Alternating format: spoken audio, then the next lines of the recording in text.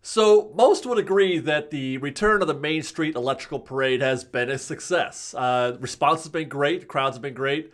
It spawned all kinds of new merchandise opportunities for Disney and those dining packages where you can have dinner at the Blue Bayou, then go get a reserved spot for the parade. It's been great. And so now it looks like we're going to get another 2 months of Main Street Electrical Parade where previously it was set to close on June 18th. It is now set to close on August 20th. And this, per Disney, is due to popular demand, which is great. I guess maybe let's debate that for a second. Personally, I love Main Street Electrical Parade. I was around for it when I was a kid, and so I have a lot of the nostalgic feels and stuff for that parade. But I miss Paint the Night. I really do miss Paint the Night, and I think that it's a better parade than Main Street Electrical Parade. And I will now stand here as all of you vintage fans start throwing fruit at me. What about you? Are you ready for 2 more months of Main Street Electrical Parade? Is this something that you've asked for, or are you like some of the other people who have commented on the Disney Parks blog's announcement that, hey, that's great, but anytime you're ready, you can bring back Paint the Night because Paint the Night is spectacular. It's an epic parade, and I do kind of want it back. Speaking of things that we all want, well, maybe I shouldn't say all, but most of us have asked for, and that is a fast pass for Toy Story Midway Mania.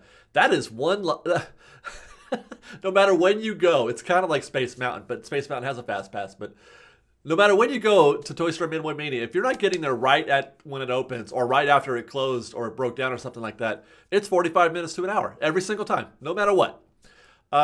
So I've been waiting for a fast pass for this one because it's not a particularly fun queue to wait in, if you ask me.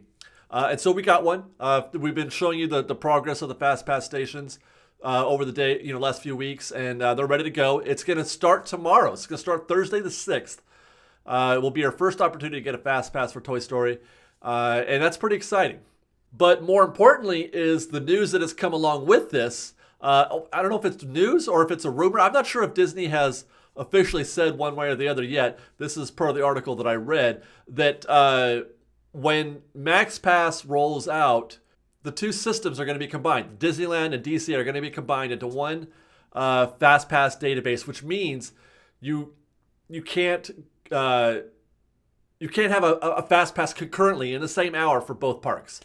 Now, this is kind of hard to do anyway because, well, at least it was today, because you would have had to walk all the way to the other park to get one. Then, it's not exactly convenient to have that ability, but they're going to eliminate that ability going forward because you can get a Fast Pass for Space Mountain while you're waiting in line at Radiator Springs. Now, this makes sense because, it's a lot easier to take advantage of that loophole where you can, get a fast pass in one park while you're at another because it's digital. Because all you have to do is go to your app and book it.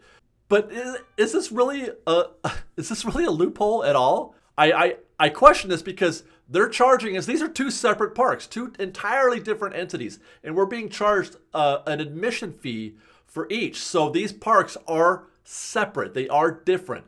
Now I realize that I've got an annual pass and I pay one fee, but if there were no DCA, my expense would be less.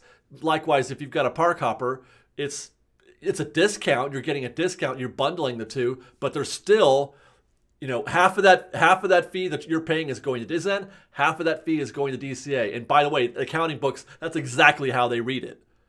So why then, when it comes to fast passes, are we treating them like it's one park? It's a minor issue and probably isn't even worth thinking about or arguing, but it does sort of create an itch in my brain that I can't scratch. I don't like that. I don't like it. It's Disney that is creating or taking advantage of a loophole. Speaking of Max Pass, one thing that I learned recently was that there was a question when we talked about this initially, was whether or not, how do you address people who don't have phones or people who have children? Obviously they don't have their own phones. Does every member of your party have to have their own phone and their own app? And the answer is no. They all have to own their own copy of or version of Max Pass or whatever, but they can have one phone manage your entire party. Now, whatever problems or benefits, depending on which side of the argument you fall on, whatever those are, those could be a moot argument in the very near future. I've learned that Universal is testing a new virtual line. There's no standby lines at all. Meaning, every spot in the queue that's virtual, that doesn't exist, is being occupied by somebody who reserved that spot through the app or through a kiosk at the park.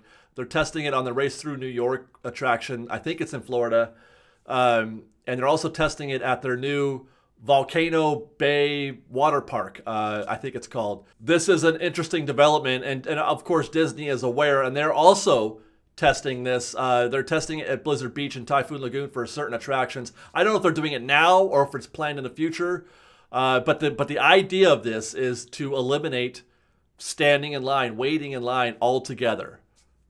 And they're also already doing this in Pandora for the new restaurant that we talked about last week, with the virtual line for waiting for food. This is really a fascinating development.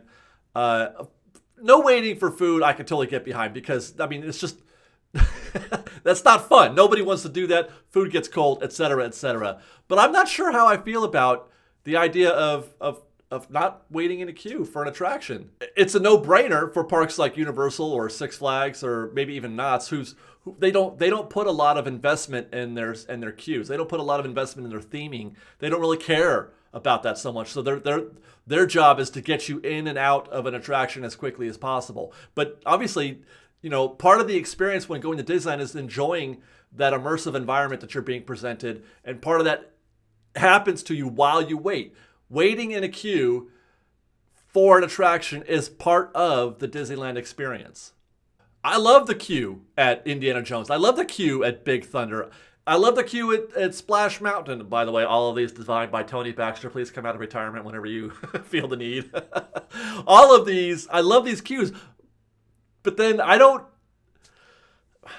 really wait in them, do I? We always get fast passes for all those. Very rarely do we wait standby for any of those attractions. So maybe I do want a virtual standby or a virtual queue.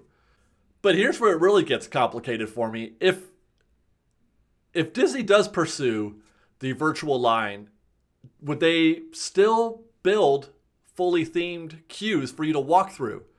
Or would they just take you to the front of the attraction and get on? I don't know if I like that. Sometimes the future scares me. That idea scares me a little bit, and I think I need a blanket. I need to think about this for a second. I don't know if I like this at all. All right, I guess I gotta stop. I gotta stop because I'm gonna break my brain if I think about whether or not I want a virtual line. Let's go on to the next item, the last item, and that is something that I read about. Disney has filed for a permit to construct gondolas at Walt Disney World. Gondolas! Now, before we get crazy, we're not talking about the kind of gondolas that would be in the park. This isn't an attraction per se, and it's certainly not the little four-seater gondolas that we remember from the back in the day on the Skyway buckets. No, these gondolas are going to be to connect the resorts to one another in lieu of buses, basically.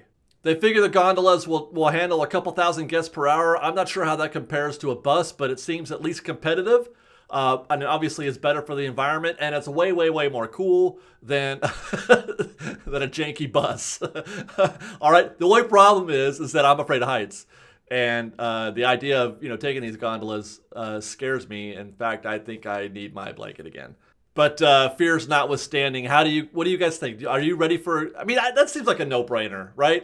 Gondolas are better than buses. They have to be. We're not talking about tiny little gondolas. We're talking about those big ones that you see at like mountain resorts that it could fit 30 or 40 people, including strollers and wheelchairs and things of that nature. I feel like this is a no-brainer. This is going to happen.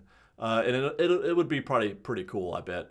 Okay, guys, so that's the news this week. I want to hear from you, though. I want to hear from you about many a thing. I want to know if you are in favor of Max Pass, first of all, or if it scares you because it's a paid service. This is a good thing. This is a paid service, you guys. And is it really just the next step to taking us to where, the front of the line type stuff that you see being sold at Knott's and Universal and Magic Mountain. Now that we have Toy Story as a Fast Pass, are you interested in bringing on more than just Toy Story and the Matterhorn over at Disneyland? Are you interested in putting in more attractions into the Fast Pass system? That's a good question. And finally, of course you want a gondola. Give me the gondolas, Disney. Let's go. All right, Fresh Baked. We'll see you next time. Bye, guys. Fresh Baked.